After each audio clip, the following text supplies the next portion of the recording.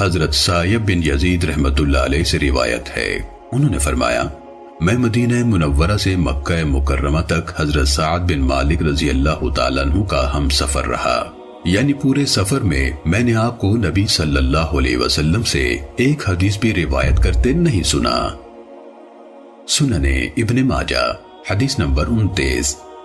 حضرت عبداللہ بن مسعود رضی اللہ تعالیٰ عنہ سے روایت ہے، رسول اللہ صلی اللہ علیہ وسلم نے فرمایا جس نے جان بوجھ کر مجھ پر جھوٹ باندھا اسے چاہیے کہ جہنم کی آگ میں اپنا ٹھکانہ بنا لے۔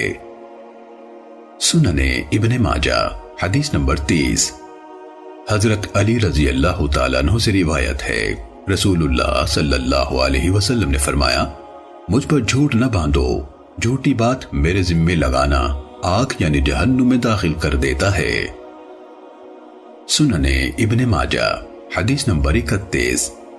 حضرت انس بن مالک رضی اللہ تعالیٰ عنہ سے روایت ہے، رسول اللہ صلی اللہ علیہ وسلم نے فرمایا جس نے مجھ پر جھوٹ بولا میرا گمان ہے آپ نے یہ بھی فرمایا جان بوجھ کر، تو اسے چاہیے کہ جہنم کی آگ میں اپنا ٹھکانہ بنا لے۔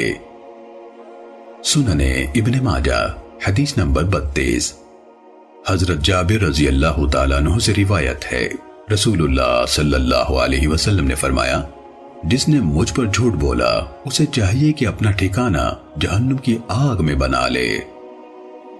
سننے ابن ماجہ حدیث نمبر 33۔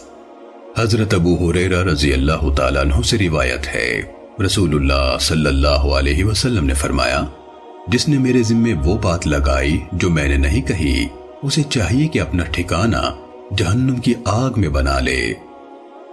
سننے ابن ماجہ حدیث نمبر 34۔ حضرت ابو قتادہ رضی اللہ تعالیٰ عنہ سے روایت ہے، انہوں نے فرمایا میں نے رسول اللہ صلی اللہ علیہ وسلم کو اس منبر پر یہ فرماتے سنا ہے مجھ سے بکثرت حدیث بیان نہ کرو، اور جو شخص میری طرف منسوب کر کے کوئی بات کہے وہ حق سچ بات کہے، جس نے میری طرف نسبت کر کے وہ بات کہی جو میں نے نہیں کہی اسے چاہیے کہ اپنا ٹھکانہ جہنم کی آگ میں بنا لے۔ سننے ابن ماجہ حدیث نمبر 35۔